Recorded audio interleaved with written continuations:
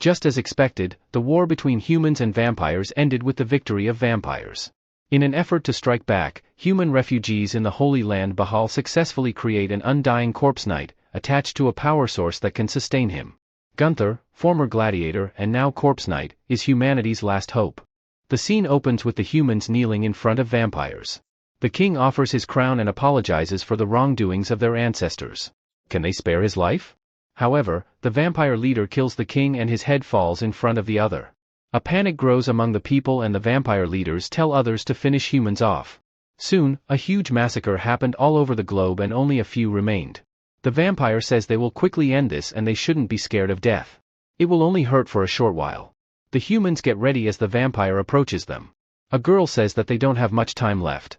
God appeared in her dreams and told her that they would send a hero to save humanity. The vampire asks why is she talking like that, and the other vampire assures him there's no need to worry. There will be no tomorrow for them. He dashes forward and humans say they must protect the kids. The man charges forward and tries to kill him, but the vampire gets behind him and kills him. Another human charges forward but he deals with her too. The remaining person standing cries in despair and he gets killed as well. An old man charges from behind and tries to cut him through. However, the vampire stops his attack with bare hands. He smiles and breaks his sword, killing him as well. He then looks over the kids and says that he'll kill them as painlessly as possible. He readies his sword when he hears someone calling out to him. A knight emerges from the dust with top armor. A vampire asks if he's a human. However, the other replies that he doesn't smell like a human, but more like a corpse. The knight starts advancing slowly and then dashes forward with force. The vampire asks how he dares to rush at them without fear. The knight closes the gap and gets ready to punch him. He demolishes one vampire and when the dust clears the other vampire notices that he jumped 10 meters in one go. The knight gets up after demolishing the vampire. The second vampire gets serious and charges at him. He strikes the knight's chest and asks why didn't he avoid it. He pierced his heart, so he should be dead by now. However, the knight grabs him by the head and the vampire keeps saying that he pierced his heart, then how come he's alive? The knight kills the vampire with a fist to his chest. The girl says that the hero has arrived. The knight looks around and sees everything is clear. He instructs the kid to walk 5 kilometers straight and they will find a shrine there. The girl keeps asking if he's a hero, she saw him in her dreams. Knight asks if they consider him a hero. He takes off his helmet and asks if he looks like a hero to them. The kids get horrified at seeing his face. The knight's nose fell and he thinks it keeps falling off. The kids scream in fear, saying that he's a monster. In reality, he's the immortal knight fighting off the vampires. A while ago a few people entered the tunnel wearing masks. They see a knight who died while standing. They ask if he's the Gunther and the other man agrees. He played 228 games and won all of them. He's the greatest warrior of this age and the last gladiator who can beat the vampire. One man asks if it's okay to bet their future on him. The other man replies that he should just trust him. He asks the status of the corpse and the man replies that decomposition has progressed a lot, but it's still tolerable. The girl takes off her mask and thinks that in these desperate times, they need a hero who could live forever. Gunther dreams about standing on a pile of defeated people, and a voice congratulating him on doing a good job. He's the survivor this time too. Soon Gunther opens his eyes and the people call it a success. Gunther wonders what is happening, he's sure that he died. The girl agrees, but they revived him for the sake of saving humankind. Gunther looks confused and the man tells others to bring in the mirror. Once he sees himself in the mirror, he asks if he's a monster. The girl replies that he isn't the monster but the last hope of humanity. The other man says that he has a special device called a life-maintaining device in his head. Unless the device inside his brain gets destroyed he won't die, even if his body explodes or his limbs fly away. What's even more amazing is that his body can be modified. These limbs are made using special artificial muscles. They can generate 10 times more power than a normal human being. With this superior physical ability, he can fight high-level vampires on equals. Gunther asks if they brought him back to life so that he could fight vampires. The girl agrees, he's the most suited person after all. So, he should at least fight with them together for the sake of saving humanity. Gunther thinks that a hero who could save humans is cool, but he has one condition. Can they come closer and listen? The man says they will agree to whatever his condition is unless it's positive. Gunther grabs the man between his broken thighs. Gunther then puts his condition, they should stop talking and get him out of here right now. How do they know that he'll become the best warrior? He has no hesitation when it comes to killing people. Humans are similar to vampires, they are narrow-minded and selfish. He can't believe he is being hanged like this while being told to save humanity. The only thing that matters to him is his life, not others. So, if they don't want to see this man's head popping off, they should put his arms and legs together, and let him leave. He increases the pressure and the man suffers pain. The girl hurriedly looks at his clock and Gunther asks if she wants to know when her friend will die. The girl replies that he doesn't have much time remaining. Gunther asks what she's talking about, while she does the countdown. As time hits 0, he feels immense pain in his head. He loses consciousness and lets go of the man. They say he's alive and dangerous as expected. Later, Gunther wakes up and the man tells him not to go wild like before. He asks why is he still here and the man replies that anything that moves needs power. The power that moves his body is the life of a human being.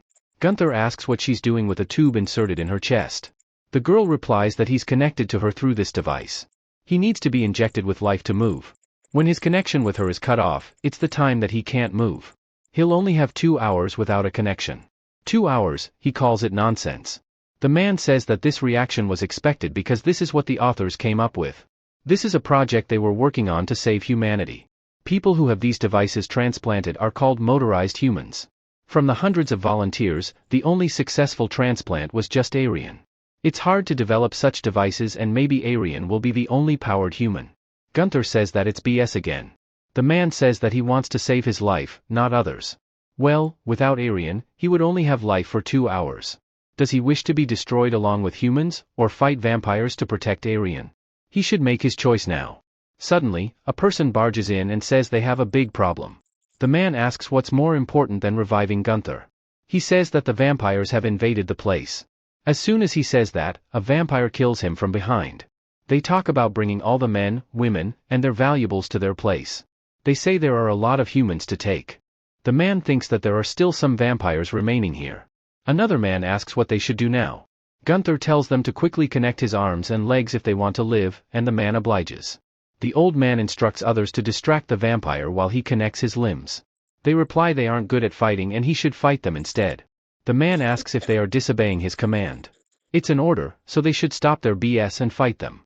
The person says that it's just 4 of them, they don't need a commander. Plus, they don't want to die. Aryan picks up the weapon and says she'll buy them some time. So, they should attach his limbs. Gunther panics and asks why is she going.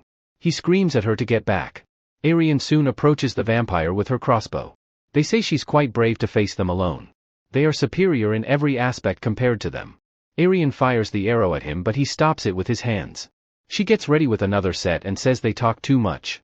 The vampire gets annoyed and charges at her. Aryan fires an arrow but he dodges it. He closes the distance and kicks her. He grabs her by the neck against the wall. He says that she looks quite beautiful from up close. The other vampire rushes in and asks if she's beautiful, but the first one tells him to get lost. The second retorts, saying he already has 2 people from the last time. They both start quarreling among themselves and Gunther asks if they are done with their BS. He kicks one vampire in the face and sends him through the walls. Gunther looks at Aryan and picks her up by the face. He asks if she's crazy, she should treasure her body as it's connected to him. Aryan asks who would have distracted them if not for her. The vampire gets back and says that she belongs to him. The vampire adjusts his head and Gunther asks if don't they die when their head's broken. Aryan tells him to aim for their heart. Otherwise, they will keep regenerating. The vampire charges forward and Gunther throws Aryan back for safety. The vampire attacks him but sees that he's unaffected. Gunther smirks at this and the vampire asks how this is possible. He punches him in the face. The second vampire uses the opportunity to run past Gunther. He goes for Aryan and says that she belongs to him. However, Gunther jumps and slams him with his head. The man says that this is amazing, the vampires look less overpowered when they fight them with that body. Thanks to his modified body the power is superior, but the speed is significantly lower than a human. However, he's adapting with his unique tactics to keep with them, and aiming for their heart. Aryan feels that Gunther is enjoying his fight. Gunther grabs the vampire and says he roughly knows how to use this body. The vampire says that humans created a monster. Gunther laughs at this and says that's not a good last wish. He stops Gunther from attacking and says he has a suggestion that he'll surely like. Gunther asks what his suggestion is. The vampire says that they are born from Sir Bengal's blood and he's not far away. If he kills him here then he'll come here in 1 hour for revenge. If he faces Bengal then he wouldn't be able to endure 1 minute. Gunther asks why would he take revenge for them and the vampire replies that he loves them. Only Bengal loves them in this world, and if they hand him over that girl, others can go quietly. Gunther looks back and ponders over the decision. He replies he could take the bald guy behind him instead, but the vampire says that he's ugly. Gunther finally kills him with a fist to his heart. Soon enough he grabs the second vampire and kills him as well. Gunther asks who this guy named Bengal is.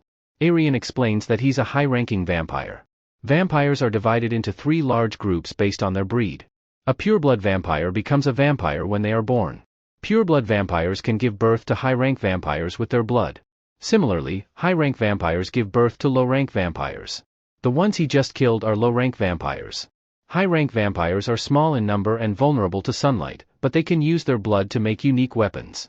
They are very powerful and beyond human common sense. The man asks if hasn't he heard what that vampire just said. Bengal will come here in 1 hour. Gunther asks if he believes his words. The man says he's not sure, but they should get ready in case he appears. Also, there's no place to run away at this hour. Aryan asks Gunther if he'll fight vampires with them. She wants a clear answer. Gunther replies that the most important thing is his life. However, looking at the current situation he doesn't have many options. He'll work together with them for now.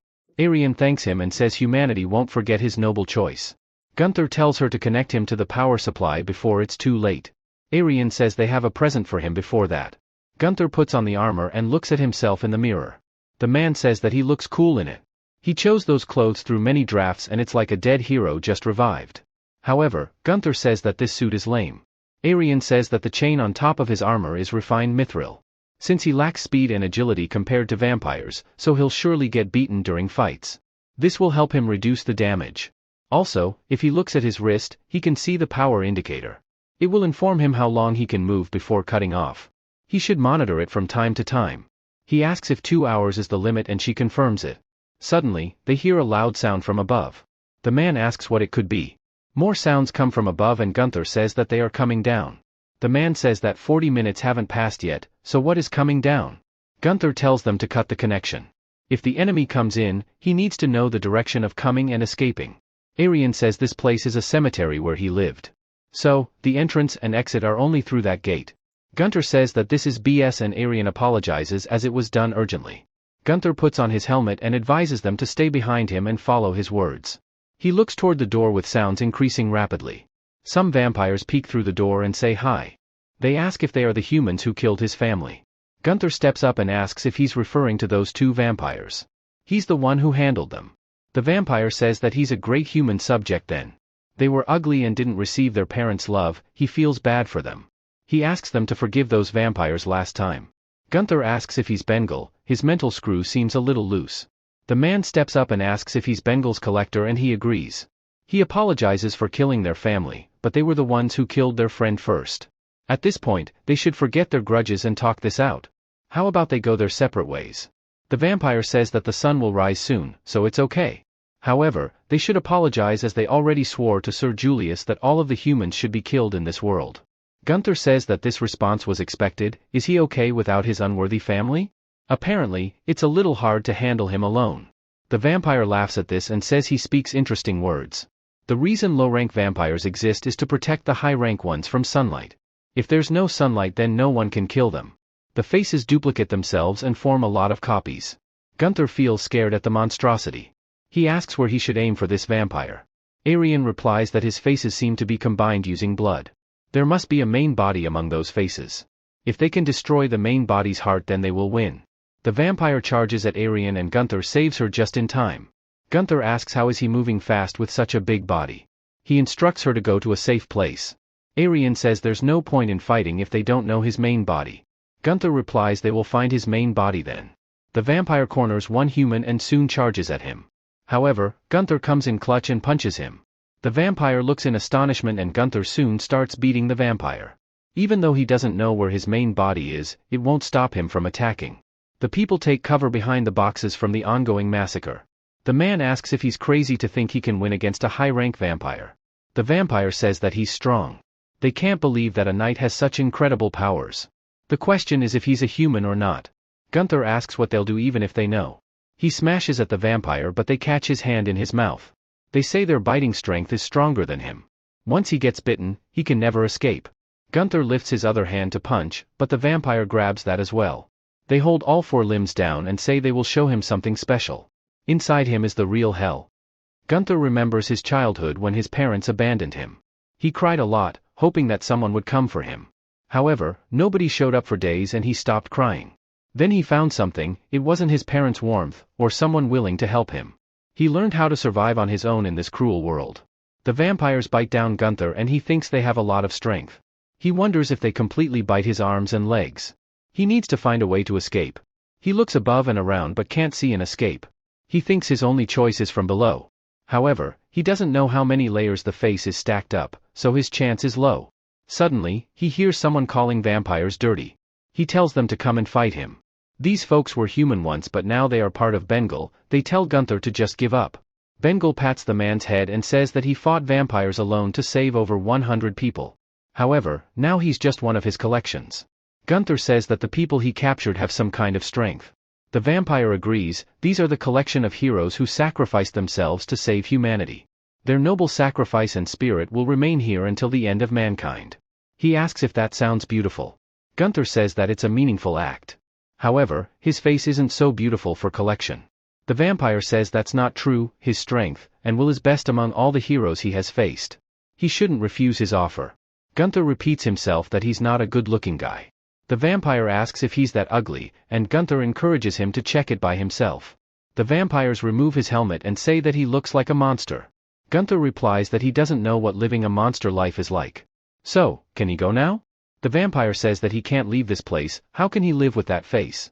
Gunther replies he also thought of some way to leave before he came. He says he isn't the only one with the teeth. He chomps down one vampire with his teeth. The vampire asks if he can go out of here because he can bite. No one has managed to leave this place. Gunther, while chewing down another vampire, says that normal rules don't apply to him. He says that no matter what happens, he'll certainly live as a human. Outside, the people wonder what's happening inside there.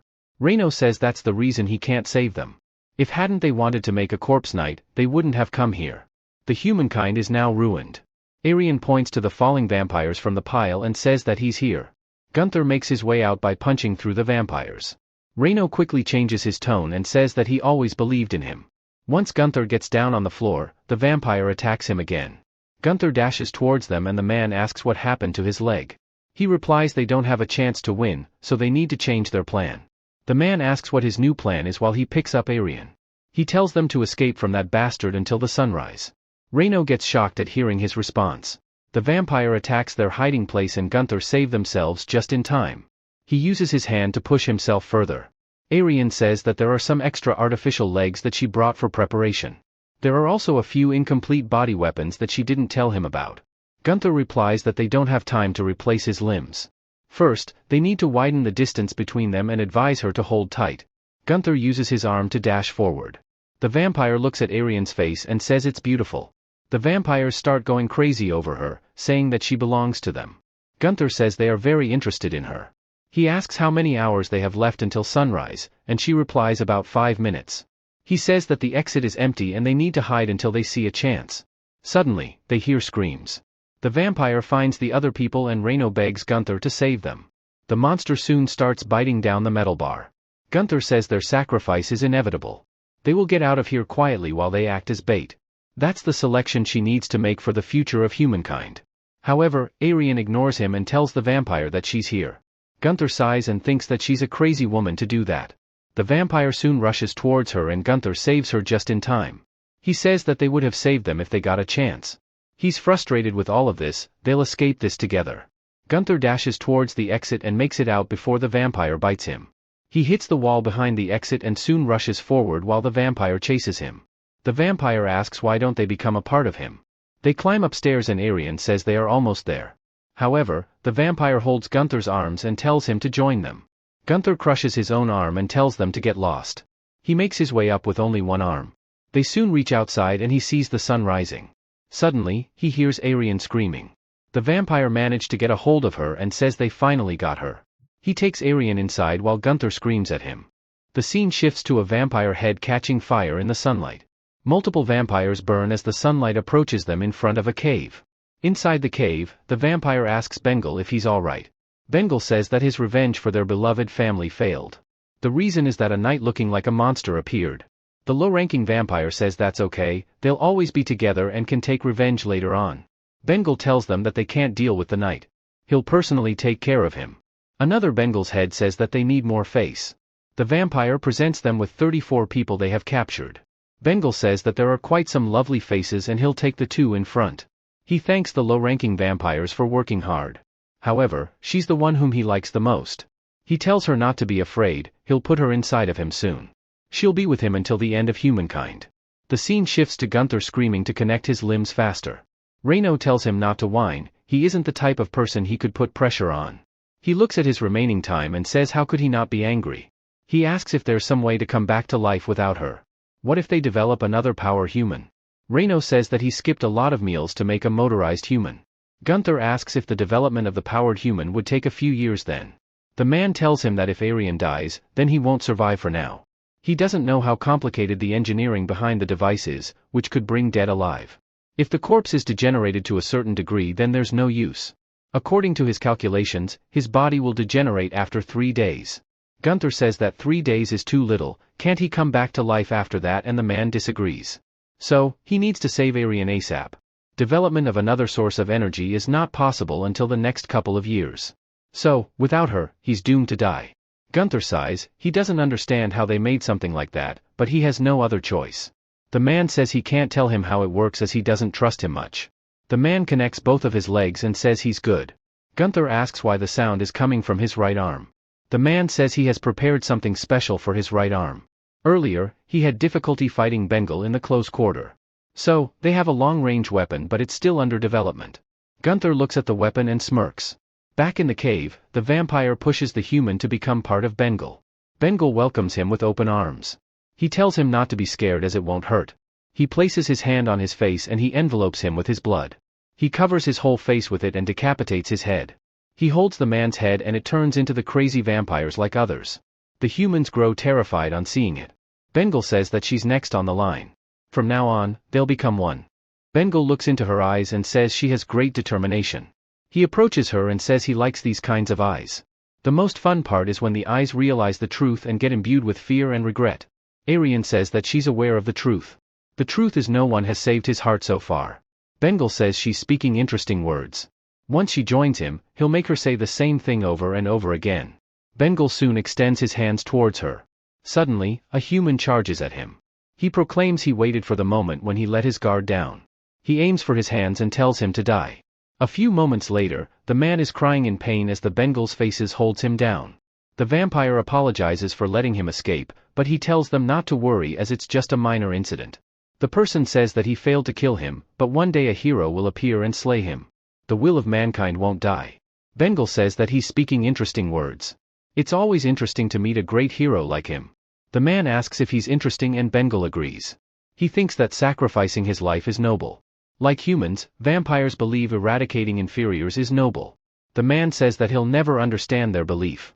Bengal shows him his hands and asks if he can see how horrible it is. His hand became like this because he saved people from a burning house. He can't forget the heat that made him hard to breathe and the pain of melting flesh. He also shared his fair amount of time saving people. But does he know what he got in return? Compliment of hero? People's respect? Nothing like that. He only got people's disdain and cynicism. The reason they hated him is because his face is like this. Even the man finds Bengal's face disgusting. Bengal says his eyes tell him everything. Even the lives he saved showed him the same disgusting look. Gradually, people started to hate him and his existence vanished. They didn't want to see a monster like him anywhere. He thinks he became like this because he made mistakes. The reality is he sacrificed himself for humans. Bengal covers his face back again. The act of sacrificing oneself for others is useless. It'll only make a little scar for them. The man says that even though he has a rough past, he's still a killer. Killer, you say? Someday, he'll figure out that this act of sincerity is useless. He extends his hand toward the man's face to kill him. Suddenly, someone says that he spoke some trash words.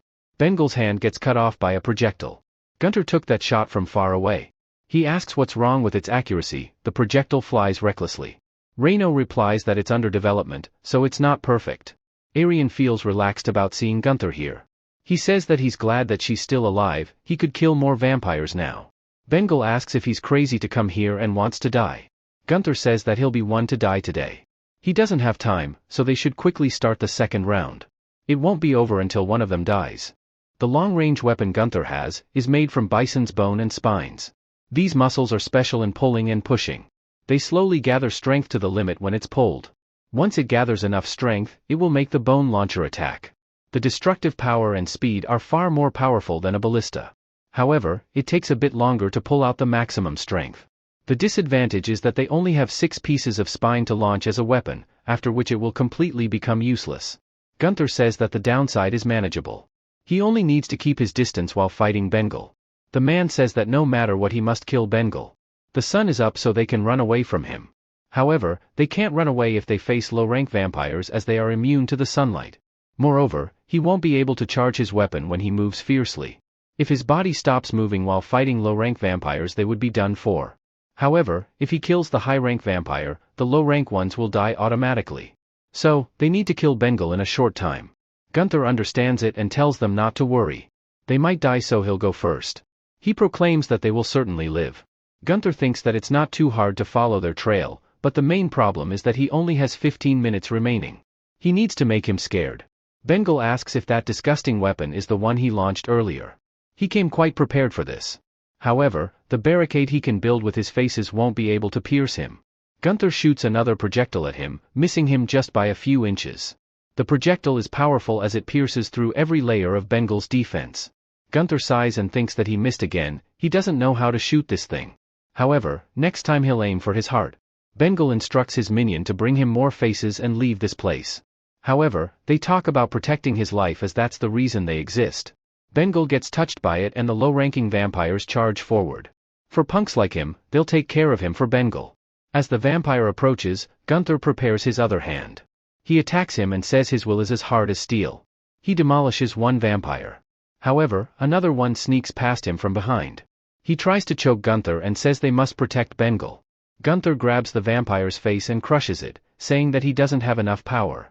He tosses the vampire away while Bengal's face attacks him. He uses his legs to propel himself forward and evade the attack. Another vampire rushes forward and says that they must grab his leg. As Gunther lands, more vampires charge at him, but he easily kills them all. He crushes another one, saying they won't be able to save their life. A dying vampire clutches Gunther's leg and says that Bengal is the only that treats them as family. He'll protect him with his remaining life. Soon enough the faces bit down Gunther's head. He asks if the sensation of his teeth on his head feels great. He'll chew him from the top first.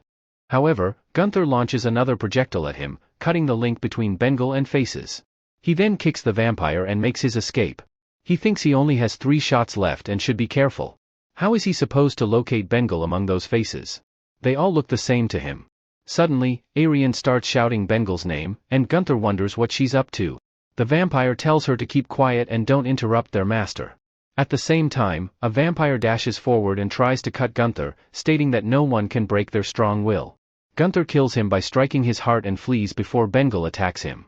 He wonders if Arian has gone crazy. She keeps shouting Bengal's name.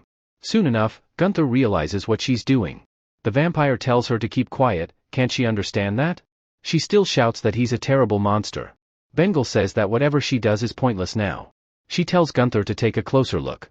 It's a small face, but it reacts and moves quickly. The faces that react first are closer to him. The vampire shuts her mouth with his hand. He was taking her BS because Bengal liked her.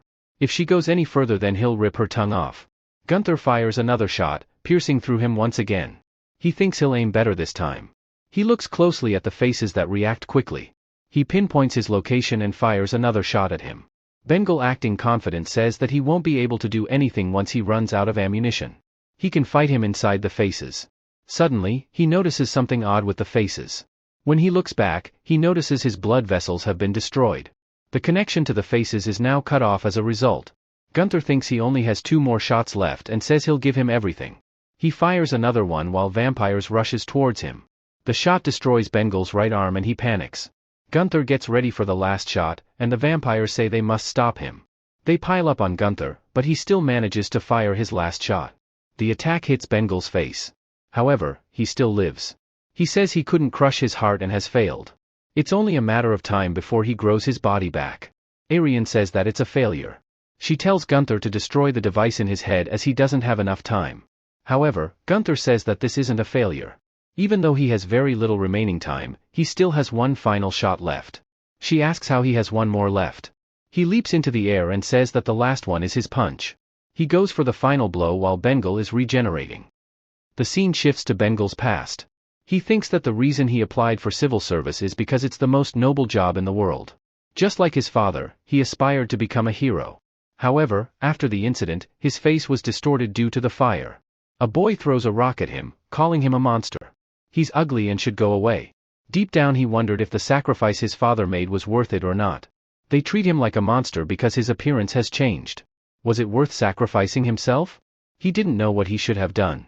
He realized how naive he was. A pureblood vampire approached him and placed his hand on his head. He says he has been watching him for a long time and wants to create a new world. The process will be rough and painful, so he needs help from someone like him. He asks what kind of world and the vampire explains everything. After understanding the terms, he agrees to become one of them. At the present moment, Gunther strikes Bengal's heart. He says that it's his win now. Bengal in his dying moments thinks he wanted to become a hero. How could he become a hero who has the face of a monster? The low-rank vampires also perish away with their master. Soon enough Gunther's remaining time gets complete and he falls unconscious. Later, the humans rescue the refugees and Gunther. Gunther wakes up and asks where he is. He asks if he killed Bengal. Arian tells him to stay still while the power is connected and he apologizes. She thanks him for the hard work and all the human lives he saved today. Even Reno is amazed at his capabilities to kill the high-rank monster. Gunther says that it was a close call. He asks if low-rank vampires also died and he agrees. He asks if everything could be solved by killing the pureblood vampire and Reno believes that to be the case. Arian says that the last pureblood vampire, Julius, is nowhere to be seen after he killed the emperor. He asks if the pureblood vampires are supposed to be super strong. She doesn't know the answer as she has never seen them get involved in fights before. Gunther says that this sounds strange. Vampires need human blood to stay alive, so why are they killing all the humans? Reno says he found it strange too. For now, they should fight to protect themselves. Arian says they'll go to head office for more details of the story. Gunther asks if there's still a city left. Reno says that it's only one. That place is a holy land and survivors gather there. It's also the place where they conduct various research and experiments on his body. It's the last land for humankind which hasn't fallen for 100 years. Gunther finds it interesting and Reno says they are almost there. He tells them to look at the place from which they will write their future. This place is the Holy Land, Bahal. However, the land is on fire and they get shocked.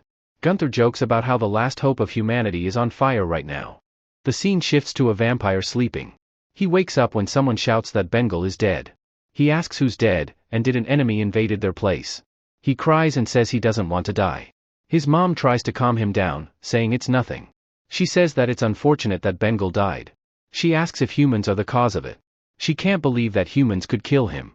The pureblood vampire, Julius, tells his subordinate to find out who killed Bengal. He obeys his order from the shadows and leaves soon after.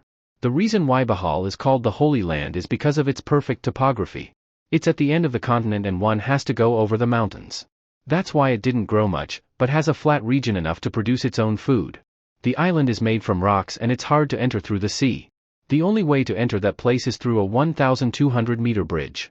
The bridge can block up to 10 times more than the number of troops stationed there. Gunther asks what's happening to their holy piece of land. It feels like it has been just destroyed. The man says when they left from here, it was perfectly fine. He notices his friend Leo and calls out to him. Leo looks back and feels relieved that he's safe. He was worried as he didn't receive any news. Reno asks if he looks like he would die quickly. Leo then asks Arian how she is. She thanks him for his concern and says she has returned safely now. Leo blushes on the answer and asks if the guy standing next to her is Gunther. He looks at the power source connected and clicks his tongue. Gunther asks what's his problem and Reno says that he's the leader of Wall's defense division. He says that everyone worked hard, so they should come in. They have dealt with the fire now. Gunther asks what has brought this great holy land to such a state. Leo says that the outer part of the bridge has already given up defense. They couldn't manage it because they had been pushed back. Reno says that everything should have been alright as Bengal had been killed. Leo, shocked, asks if they already dealt with Bengal. Gunther smirks and says he took care of him. Leo bites his tongue and Gunther asks what's wrong with him again. He says that once they left the Holy Land, the vampires they had never faced before started invading this place.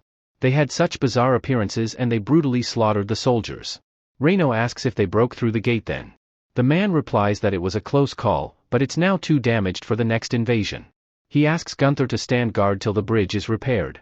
However, Gunther denies his request and Leo asks for the reason. He says that it's better for him to stay in the rear while the meat shields fight in the front.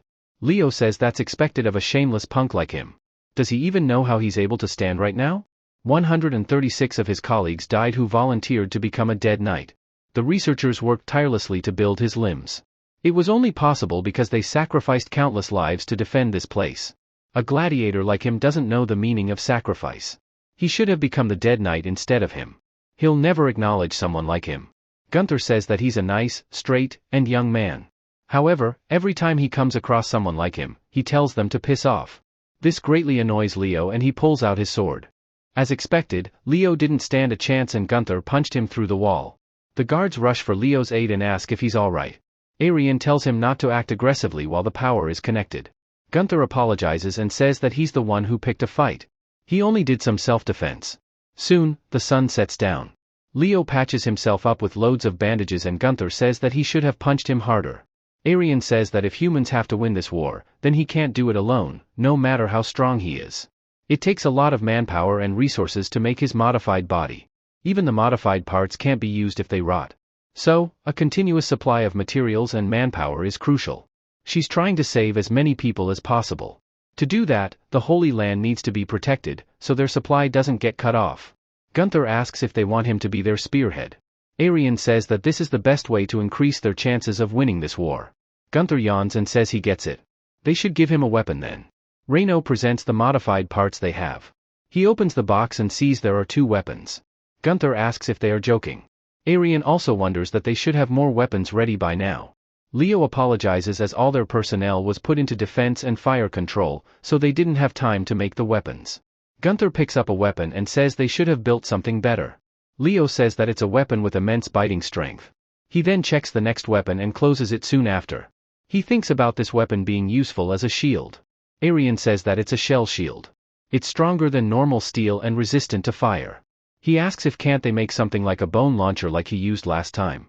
Even though it has only 6 shots, it's pretty decent. Aryan replies that its production will take more than half a year, as every weapon requires lots of ingredients. He asks if don't they have any other usable weapons and Aryan agrees. It's difficult to obtain raw materials during times of conflict. Leo says that he'll be going on a patrol and Reno says that he has to attend to some personal matters. They should rest up and have a great time together. At night, Gunther checks his sword. He thinks it to be fine and believes they are prepared for battle now. Aryan talks about what Leo said earlier. The 100 people chosen for becoming a dead knight were workers, aristocrats, and royalty. It was decided that he was the most suitable choice. So, he shouldn't worry about what others says about him, she believes in him. Only he can save this world. Gunther replies that he didn't care about that in the first place. She says if that's the case then he's lucky. Gunther says that 136 people died to become a powered human. So, why did she become one after seeing 136 people die for it? Aryan replies that it was something that had to be done. He replies he doesn't get it. Later, Gunther is chilling in a corner while Aryan reads a book. Suddenly, Leo comes in and tells him to get ready. The vampires are back. They soon come toward the front of the gate. Gunther disconnects the power cable and Aryan says that he must come back alive without fail. Gunther nods in agreement and puts on his helmet. He takes out his sword and activates his shield, while the humans head back. He thinks that no matter who comes, he'll tear them apart. Gunther stares into the darkness and a strange-looking vampire shows up. He asks why today's audience only has one person. Gunther looks at his weird movement and wonders if this vampire is twisted. However, it doesn't seem to be moving fast. He believes a leaping attack that strikes with power should do the work. Once he comes closer, he'll finish him off in one move. The vampire says that he'll do his best to satisfy the audience. He carefully prepared part 1 of the act, which is the King of Pigs. Gunther dashes at him with his sword and calls it to be his win. He slashes through him but feels that he didn't make an impact. His aim was correct, then how did he avoid it? The vampire says that he's being rude. He must follow the order of performances. Now, they should begin the first part, King of Pigs and Dwarf Choir. He makes a cut on his hand and enormous amounts of blood come out. He then makes a circus tent out of his blood. Gunther thinks that what Leo told him earlier was true. Soon, a vampire emerges from the tent and strikes Gunther. Gunther defends himself with his new shield and throws him back. Soon, many small vampires emerge out of the circus. Gunther calls them crazy dwarfs and they all charge at him. However, Gunther blocks their attack and cuts them all. He clears off the dwarfs and more rush towards him. Gunther strikes one with his sword but he blocks it. The dwarf feels the overwhelming strength and Gunther increases the pressure and kills him. More charges towards him and he calls them weaklings. He leaps forward and kills multiple dwarfs in one go. He thinks he'll go straight for the leader's neck. As he approaches the tent, a vampire blows out flames at him. Gunther manages to defend himself with his shield. A dwarf comes out while riding on a fat vampire. Gunther says that he now understands why it was called King of Pigs and Dwarf Choir. The dwarf prepares for another round of explosives and throws it towards Gunther. He defends himself with the shield. The dwarf says that the king's fire burns everything into ashes. Gunther slowly starts advancing toward the king. The dwarf wonders how could this be possible and tells the king to increase the firepower. Gunther says this much firepower is a joke to him. He throws his sword and asks if they expect this could kill him. The sword strikes the king's face and he finishes them off with a punch. Gunther picks up his weapon and thinks their circus preparation is lacking a lot. He wonders if there's a better act to the second performance. He steps inside the tent and sees an interesting object when he enters it. He thinks that this place is decorated carefully as well. Such a cozy and lovely venue. The vampire thanks him for coming to see the second performance. This is the first time the audience reached here. He has carefully prepared part 2. Before he could say any further, Gunther slashes at him. He thinks he missed once again. He asks what's happening with his body. The vampire ignores his question and says part 2 performance will now begin. His blood starts to wrap himself up. He says this act is called the Confession of the Suffering Clown Evelyn. He transforms into a weird entity and tells them to enjoy the show. Gunther starts attacking him but he dodges his every attack. He implants his feet on the floor and tosses stones at him. Since he likes to dodge, then he should try to dodge this one. The clown dodges the rocks by twisting his body. He then pulls out 2 weapons from his mouth and starts attacking Gunther. Gunther blocks the attacks with his shield and counterattacks whenever he gets the chance. He thinks that this clown dodges every attack, and wonders how he's supposed to land a direct hit. The clown hurls an attack at him and tosses him out of the tent. Gunther slides on the ground and the clown soon comes out to attack him. Leo watches the battle unfold from the castle and says that Gunther seems to be getting pushed back. It's hard to see him from this far, but his attacks seem to be ineffective. He's almost getting pushed to the front of the bridge. Reno asks to hand him over the binoculars for a bit. Gunther does his best to slice him but clown dodges every attack. Gunther says that he's slippery like a loach. They clash more on the bridge and Arian thinks that this clown is dodging all the attacks. Reno asks if there's anything they could do to help him. Leo says that all their weapons were destroyed in the previous fight. The only thing they can use now is bows. Arian says that Gunther should avoid fights on the bridge. His muscles are incredibly dense and have no fat in them. At the same time, Clown attacks Gunther and knocks him off the bridge. Arian says that if he falls into the water, then Gunther will drown no matter what he does. Luckily, Gunther saves himself just in time by thrusting his sword into the pillar. He heard Arian say that he'd sink if he fell in the water. With this level of current, anybody falling in it would drown. He looks at his remaining time and sees it to be quite less. He thinks it's going to be a tough fight. He gets back on top of the bridge and starts sparring with Clown again. He thinks that this vampire is strong, he can't compare him to the vampire he fought before. However, now it's almost time that Arian and the bald man do something about it. Leo shouts at Gunther to retreat now. Gunther obliges and rushes back inside the gate. The guards close the door quickly and one tells him to go over there. Gunther asks if retreating was their strategy. Couldn't they think of something else while he was fighting Clown? Reno says that they worked hard to come up with this plan. Their strategy is to hold out till sunrise. They don't have siege weapons and materials, so only he can fight the high-rank vampires. They have about 5 hours until sunrise and the maximum time he can stay active is 2 hours. He should come back and refuel before the 2 hours are up. Reno says he'll change his arm for now. Gunther asks if this is the only way. Arian agrees and says this is quite a fatal flaw in their strategy. It takes longer than he thinks to charge him fully. Filling his cell for 2 hours takes about 20 minutes. Plus, he needs to be in a stable state to get fully charged. They will have to protect him and Arian in the meantime. He asks how will he do that. He hears the door cracking and sees Leo standing out there. He closes the door and tells his men to prepare themselves to face high-ranking vampire. They have to endure 20 minutes, no matter what. Gunther asks if he's out of his damn mind. They have seen him fight the high-rank vampires, ordinary humans don't stand a chance against them. They all will die and Reno agrees. All of them knew the risks and chose to fight. The soldiers prepare themselves for what's about to come. Leo thinks if they don't burn here and now, who else will end this darkness? The gate breaks and they hear the sound of people crying and dying. It's unbearable for everyone. Outside the room, the clown pins down Leo on the ground. He was about to kill him when Gunther came out. He says that he's careless. Did he ever imagine a person would jump out of a wall? Leo asks why he came out here. He still needed time to recharge. The man thinks that Gunther's attack worked after he changed his arm. Gunther says they will take this somewhere else. He takes him outside the castle and says that the venue for the Part 3 show will be under the sea. Once under the water, Gunther attacks the clown. He thinks his attack worked. He asks Clown if it's hard for him to handle an environment like this. He grabs him by his left hand and says he'll crush his heart. The clown screeches in pain and attacks Gunther's arm. He destroys Gunther's left arm, so he uses his right arm to rip him into pieces. Clown attacks him in the stomach with a sword, but Gunther still continues fighting him. They soon reach the bottom of the ocean floor. Clown tries to escape from the ocean, but Gunther grabs him back. He bites him with his teeth and says this much won't kill him. He rips apart his flesh and it exposes his heart. Clown tries to finish him off while Gunther tries to bite his heart down. The scene then shifts to Gunther's past life. A woman says that no one came to save him from that garbage dump. She heard some noise coming from that area while she was passing by. He was dying and called out with all of his strength. It was a relief that he was all right. She believed that people don't want to be born into this world, then how did he find a reason to live there? As he grew up, he became strong and defeated all his opponents in the arena. He asks her the meaning of all of this. The woman replies that this is revenge. He has the strength and right to live.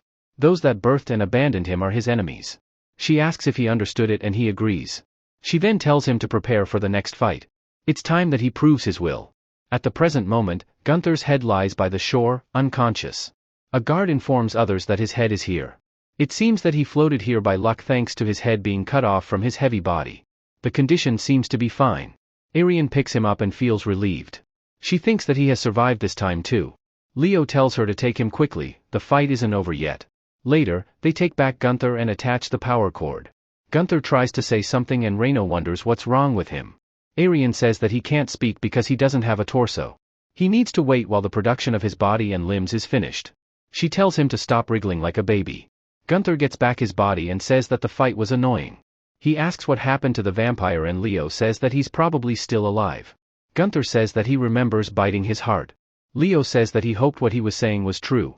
But they found footprints of a woman coming up from the sea. They presumed it to be the high-ranking vampire he fought. He followed the trail and found a suspicious carriage. They were waiting for him as they couldn't compete with her. Gunther says that he must have misunderstood it. He bit her heart with his teeth. Leo suggests he check out the carriage for safety before sunset. They soon reach the pointed location. After looking at the carriage, Gunther admits that it's very suspicious. Leo suggests that he enter it then. Gunther approaches the carriage and sees some fresh footprints. All the windows are blocked as well, which makes it seem more like a vampire hideout. Even if there's a high-ranking vampire inside, he has the advantage as the sun is out. If things go wrong, he'll wreck this place. They must have low-level vampires to protect him in that case. He approaches the door and thinks it's very quiet. He enters the carriage and sees it to be empty. Suddenly, the door behind him shuts down, and a vampire attacks him. Gunther defends himself from the incoming attack and throws one dwarf out of the carriage. He holds another one hostage and tells them to stop. The dwarf says that he's the one who killed the king of pigs. Gunther says that they are too weak to be vampires. The dwarf asks what he's here for.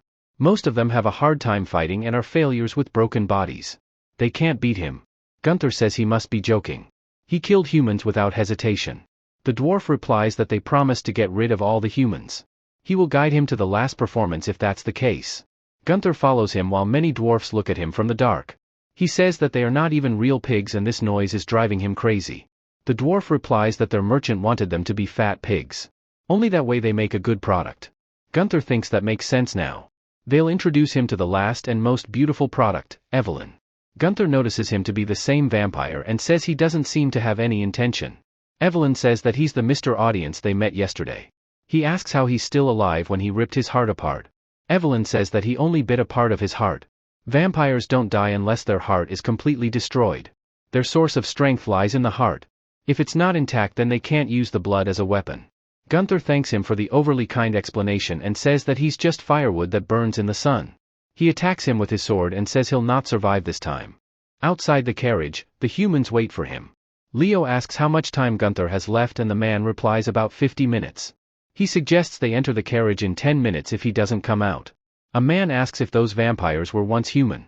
He heard the story about children disappearing in the city. While searching for missing kids, they found a strange facility. That place didn't have sunlight and had numerous tools for breaking human bones. They found twisted skeleton bodies piled up like a mountain. Another person's curiosity piques and he asks for more. The man says that it was a place where products were made. They sold bizarre humans by deforming their size. The other man says he must be joking. He replies that he heard only rumors. Rich merchants and nobles bought those products. The man asks how could they do such a cruel thing to a person. Who knows, maybe they did it for fun. Some of the survivors were sold to a circus as well. If the story is true, then the city they are defending is against deformed humans. Inside the carriage, Gunther slashes at Evelyn but he dodges the attack. Evelyn says that people carved and crushed his bones. Even when he cried for them to kill him, they tortured him more. However, one day they suddenly released him. He asked why they tormented him with pain all the time. How could they have given him freedom so easily? They simply said that the craze of experimenting on vampires was over. He asks Mr. Audience one last question: what's trending these days? Gunther thinks it's a good question and ponders over it. He replies what's trending is that no matter what happens he'll survive till the end. He sheathes his sword and says this is a man's story. Evelyn says that it was also a tough and lonely performance for him. The carriage bursts out and he kills himself. Gunther looks at his ashes and leaves the place. Later, a few men discuss how 2 high-ranking vampires were killed in Bahal. Another man can't believe it and asks how's that possible. He replies they build some sort of weapon. He asks how many high-ranking vampires are there in total. He replies there are 8. This means there are 6 left and they all are heading to Bahal. They heard there was a shortage of supply, so they should help them too. The man asks why should they help him, people of Bahal don't treat them well and they have a better terrain. Besides, vampires hate water. Has he ever heard of vampires crossing the ocean? They suddenly hear a loud thud nearby. When they look out, they see a tall silhouette of a tall figure. They wonder what is that. The scene shifts to Gunther getting dressed up. He asks what's the meaning of this. Are they having a festival when humanity is almost doomed? Arian replies that they are celebrating because he killed 2 high-rank vampires. The lady is visiting a region outside of here. Gunther asks why they are referring to her as a lady. Is she that great of a person? Reno agrees, she's currently ruling Bahal City. He tells him not to say anything strange to her. Otherwise, it's going to be a headache, so he should just bear it. Soon the lady's carriage arrives at Bahal. A man shouts at the people to bow their heads in honor. The Majesty Queen Olivia Hound has appeared. Everyone bows and greets the Majesty, except for Gunther. Queen says that this place is dusty and has a strange smell. The man apologizes and says he'll educate the people here. Gunther says that this is to be expected at a place on the battlefield and Reno nudges him to stop. She asks if he's the corpse knight, Engel. The man corrects her that it's Gunther. She looks closely at his face and says he looks ugly because of his modified body. He has already dealt with 2 high-ranking vampires. So, she came here to commend him for his feat. She suggests that they go in and talk as this place is dirty. Once inside, she says that the interior is also dirty. The man says that he'll punish the people in charge. However, the queen says it's fine as it's a wartime situation. She asks Gunther what kind of reward he wants. Arian speaks up and says they need more manpower and material support. Many officials were doubtful about their corpse knight plan. However, it turned out a success and is turning the tides in their favor. It still requires a lot of manpower and support to build a modified body. If your Majesty trusts and supports them, then they can take the steps to reach their goals faster. The queen asks if she's the one supposed to speak. However, she'll acknowledge their merits and ask how she can support them with the limited resources. As the ruler of Bahal, she must prepare for the future safely by investing in various possibilities. For now, the best she can give is something important that can never be changed. Gunther asks what she's yapping about. Reno says that she thought this plan was bound to fail, so she invested in other weapons. The queen says that maybe their decision wasn't wrong. Arian asks to give official recognition to the people who sacrificed themselves to become a powered human. The man says she's being rude. The queen tells him to stay put. She tells them that the research and development of the corpse knight was supposed to be carried out in secret. The barbaric and hideous method of using a corpse as a knight would stain the honor of the royal family. Therefore, hiding the existence of a corpse knight would be better for the sake of mankind. As for his reward, she'll give him some fertile land in southern territory. If he agrees with this, then he needs to kiss the back of her hand. Gunther looks at her hand and says he can't stand this anymore. They are in a situation where they don't know when they will die.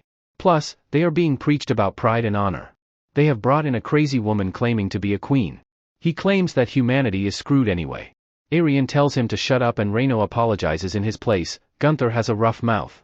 The queen gets irritated and tells him to shut up. Suddenly, Leo barges in and says they are in great trouble. He says they are in danger as a massive creature is coming towards Bahal. Later that night, Reno asks why he went insane while meeting the Majesty. Gunther replies that they'll be dead without him. He won't give respect to that woman. Arian asks the escaped man if his place was destroyed in one night and he agrees.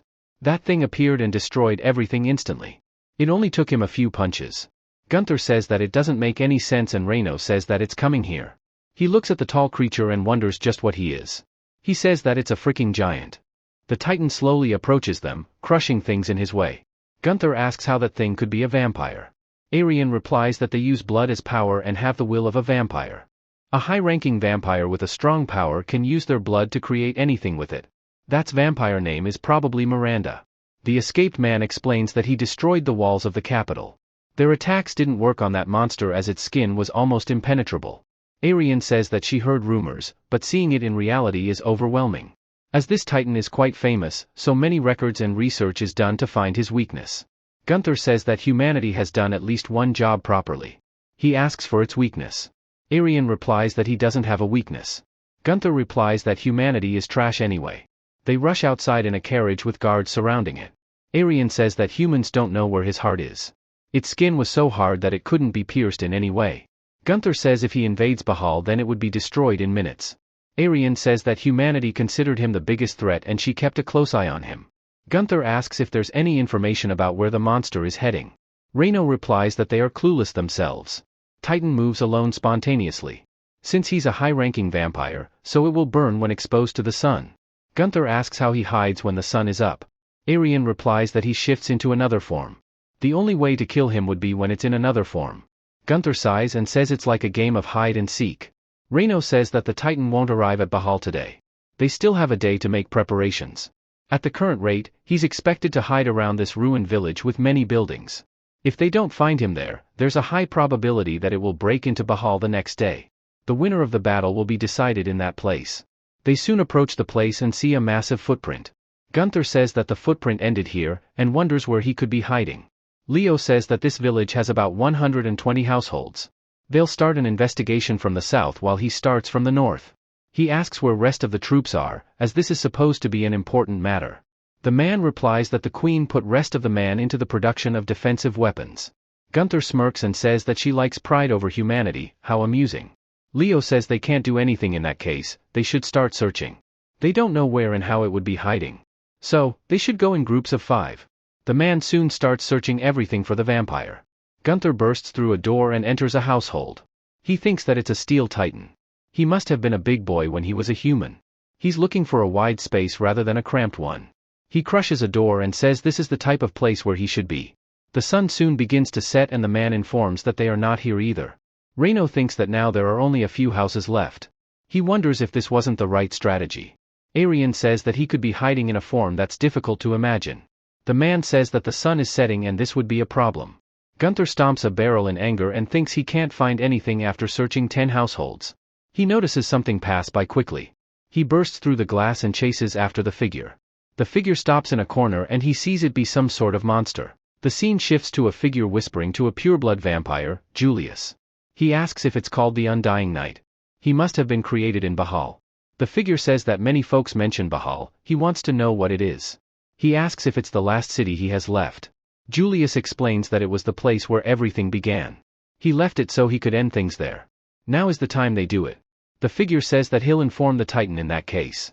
Julius also tells him to bring the Undying Night to him. At the village, they hear a loud bang. Reno quickly goes into the room to check it.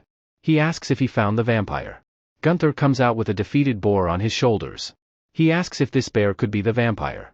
Reno replies that it's impossible. Since that's not the case, he put the bear in a cart.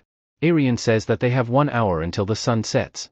Gunther asks if they are sure that he's hiding here and Leo commands his people to search again. He asks how they are supposed to search for it when they don't even know what it looks like. They should have prepared for this in advance. Arian says that the manpower and resources are in short supply. Going outside is already a life-threatening situation. Leo suggests that they set all the houses on fire. If they burn everything then maybe something could come out. Arian asks what will he do if something goes wrong, the fire can spread to the forest. Leo says that they can't stay idle until they all die. They suggest giving up on looking for him and consider a different route. Reino speaks up suddenly and rejects their idea. They can't give up here. If they do, the next battlefield will be in Bahal. The reason he was following her was because she had a plan. He believed that she could protect Bahal. They need to prevent the destruction of Bahal, so they can't give up. He believes there's a place he didn't examine properly. He'll go and examine it one more time. He quickly runs back to inspect houses. Gunther asks what's wrong with him all of a sudden. Leo replies that he has a family in Bahal. Gunther says, "A family, interesting." He asks more about it and Leo says that he has a daughter. He's going to take a look around since they have some time left. Reino inspects the house and thinks he can't find him anywhere. He looks at the sky and thinks that the sun is almost down. He hears some rumbling in the boxes behind him and looks back. A box starts moving slowly. Suddenly, the vampire transforms into a titan and bursts the house. Reino falls to the ground from the impact. Gunther says they will be screwed if he transforms. Reino says that he found the vampire and could have killed him. Gunther asks why did he let him go then. He explains that when he was about to kill him, he found him to be a baby vampire within the box. The vampire soon transforms into the titan. He launches an attack on the human. Gunther saves both Arian and Reino from being squashed. Gunther says that he missed a golden opportunity to kill him, and now does he have a plan to kill it? He tosses Reino away in frustration. The titan starts leaving the place. Gunther wonders why isn't he fighting them. Arian says that he's heading towards Bahal, that was his primary objective. Everything will be lost if Bahal falls. They have to stop him at all costs. The soldiers panic as Titan's foot hovers over them. He squashes them and many more run away. The Titan looks at the city of Bahal and starts heading towards it. Gunther gets on the roof of a house and holds a pillar. He tosses it at the giant but it breaks on impact. He then jumps forward and punches him in the leg. He thinks if this is impenetrable then he'll see if it's still true against his fists. He starts hitting Titan's leg repeatedly. His arm broke but nothing happened to the Titan's skin. The Titan then extends his hand and tries to kill the mosquito bothering him. Gunther runs while Titan's hand chases after him. He believes that every vampire has a weakness no matter how hard they are to beat. Titan tries to squash the mosquito but Gunther escapes in time. Gunther tries to hold onto the skin, and Titan finally picks him up by the leg. As Gunther is lifted by Titan, he looks at his eyes and wonders if that's his weakness. He flicks Gunther and destroys his body in one go. At Bahal, the queen sees the Titan approaching. She says that it's crossing the ocean now. She believes that vampires are not invincible and that even regular folks have killed low-ranking vampires. Therefore, they don't need that disgusting corpse knight. She asks if everything is ready and the man agrees. They are ready for launch. She has multiple crossbows prepared for this event. She thinks that it has a good appearance and represents the strength of a noble family. It's a weapon far more powerful than mankind has ever made. The man says that hundreds of arrows will fly at the giant and pierce its skin. The queen smirks and says that once the Titan falls, everyone will realize that she's the hero of mankind. She will show everyone the power of the great royal family. She gives the command and the arrows get fired at the Titan. At the village, the survivors search for Gunther. Reino asks if that's all left of him. He couldn't believe that the savior of mankind only has a few pieces of flesh left. If hadn't he hesitated at that moment, nothing like this would have happened. He cries and apologizes to Gunther. Arian mourns for the loss when suddenly someone drops from behind. Gunther says he hasn't died yet. What are they crying over? Reino asks if he was stuck on a tree or something. Arian picks him up and feels relieved that he's okay. Later, they take him back in the carriage. Gunther tries saying something about Titan's eyes but has trouble speaking because of his destroyed body. Reino has a hard time understanding of what he means. He asks if he's saying that its eyes are not covered by his skin. He can't understand anything and Gunther grows frustrated. Arian says that temporary damage to the eyes won't be enough to kill the Titan. Gunther tries saying something and Reino asks if it won't be a simple attack. He gets shocked when Gunther suggests going into his body through the eyes. Arian thinks that could be true, they might have a chance of winning then. The problem will be to reach its head. While in the carriage, they see multiple arrows being fired at Titan. Reino asks if that weapon is prepared by the queen, it looks powerful. As the dust clears, Titan remains unharmed while shielding its eyes. The man on the fortress conveys that the Titan didn't fall. The man asks if the Majesty is okay. She asks what their next plan is. The man thinks they don't have any other plan and prefers to stay silent. The queen grows irritated with her failed plan. The Titan soon breaks through the Bahal's wall. Reino also reaches Bahal and thinks that he has already broken into the castle. He curses at him for not killing him earlier. Suddenly, Reino's daughter hugs him while carrying Gunther's body. She's glad that he's alive. He asks why hasn't she evacuated yet. He told her that she should escape once the giant crosses the sea. She replies if they ran away then who would have built parts for the corpse knight? All of his hair are losing because he worries too much. He doesn't need to worry about her as she's bigger than him. Gunther tries mumbling to attach the parts. She extends her hands and introduces herself as Audrey. She notices that he has an arm missing and apologizes. Arian says that they don't have time for introductions.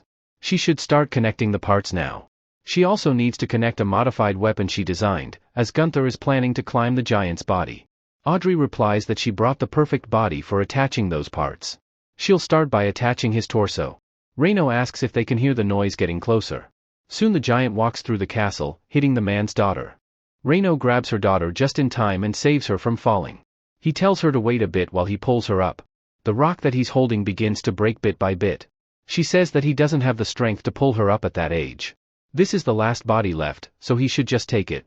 He replies that she's more important to her and the rock snaps. It was at this moment that he knew he messed up. Suddenly, Gunther comes in clutch and grabs the man's hand with his teeth. He tries saying that he needs his body. Reino says that he doesn't understand what he means but thanks him for saving their life. The giant has invaded Bahal city even more and causes havoc. Everyone starts running away from the giant. Leo tells them to drop the goods and evacuate to the outskirts of the island. The queen asks how long they will last. Leo sadly replies that they might not make it through the night. She asks about the corpse knight. Leo replies that he heard Gunther and others were preparing to fight him with other methods. The queen says they won't be able to do much. This island only has one way to enter and exit. Everyone will die here. She thinks that no one would be there to judge her if everyone died here. She leaves and says that it's good in its own way. At the laboratory, the people are attaching limbs to Gunther. He looks at his hand and thinks that this is an interesting weapon. He slaps the weapon on Reino's head for testing purposes. He says that it has great adhesive strength. Arian says that it's a weapon made from a lizard's foot, specifically designed to climb steep terrain. Reino thanks him for saving them earlier. He never thought he would save them. Gunther coldly replies that he was saving his body, not them. Do they think he cares if they die? He lets go of Reino's head forming red marks on it. He says that he thinks about himself. Was there a time when he was happy being with someone else? Gunther smirks and asks who.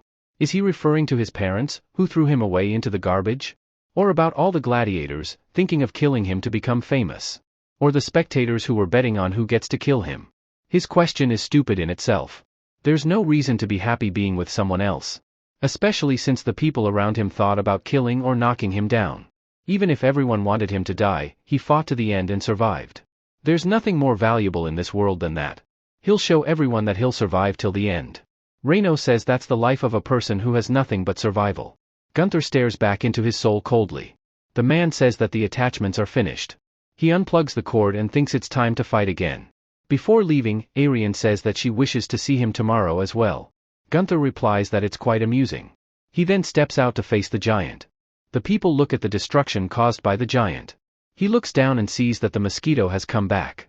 Gunther sprints towards his eyes and the giant tries to crush him. However, Gunther escapes in time. He uses the lizard's hand to propel himself faster. He thinks if he keeps climbing like this, then he'll reach there soon. The giant scratches his back and knocks Gunther off. Gunther crashes on the ground and thinks his hand broke again. He once again launches himself to the giant and the people wonder what he's up to. The giant tries to punch him, but he dodges in time. He uses the rocks to propel himself onto the titan. He does his best to dodge the titan's attack. He gets on top of his hand and the giant starts bashing his hand on the ground. Gunther manages to survive it by sticking just above the contact area. He looks behind and sees an underground area. He wonders why there is an area so deep on this island. Giant smashes the mosquito and proceeds to bash him on the ground. Arian worries for Gunther's safety. Gunther's one leg gets detached but he still keeps up the fight. Soon enough, his lizard arm gets torn off in the fight. After a lot of effort, he finally manages to climb on the neck of Giant. He thinks he only needs to distract it once and get it to look on the other side. The giant tries to reach to his neck but pauses suddenly. Gunther uses the opportunity to get over top of him. He then charges toward him while the giant tries to crush him. The giant who is a kid remembers his past.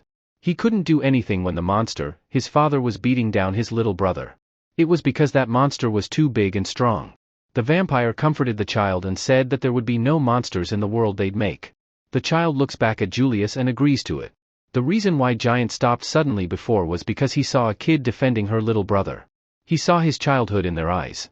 It was at this moment when Gunther came in when he was distracted. The monster misses him and Gunther hits him in the eye. The monster soon perished away after that. Gunther walks back victorious with the help of a stick. People wonder just what he is. They ask if he's a monster or something. A girl calls out to him, asking if it was him. Is he the one who defeated the giant earlier? He asks what will she do and proceeds to leave. She thanks him for saving his and his little bro's life. Gunther doesn't reply and walks away. Once he reaches back, Audrey says that he was amazing, he's a natural-born warrior. If only his face looked a bit more handsome, a statue would have been erected for him. They can implant some hair if he wants. Her father tells him to stop making a fuss. Arian pats his shoulder and says it's a relief that he's okay. Gunther replies that doesn't seem to be the case with her poker face. Suddenly, someone shows up and apologizes for interrupting their good mood. The queen says that they managed to defeat the giant but took serious damage. Most of her precious citizens were unharmed thanks to her swift evacuation order. However, most of the weapons have been destroyed. It's about time they decide who's to be held responsible for this. She calls out to Reino. She heard that he hesitated to kill the vampire when he could have. As a result, the situation escalated and he had to be punished through public execution. Reino's daughter begs for mercy. She says that even though he's a mercenary, he has never killed anyone before, so it was hard for him. The queen replies that someone must be held accountable for this. Gunther calls the queen a pain in the ass. She is always being ridiculous. It's true that Baldy messed things up, but no matter how much he thinks about it, the person who messed up with the troops should be held more responsible. It seems like she can't even admit that it was her mistake in front of her people. The queen gets annoyed and asks what did he say. Suddenly, a vampire shows up and says that she seems to be caught playing an unsuitable role as a princess. Gunther wonders how a vampire managed to sneak here. He decapitates Gunther in one go and says he's the king's younger brother. He's the last true successor of the royal line. He introduces himself as Bellbrick Hound. He promised Julius that he would get him the Undying Knight,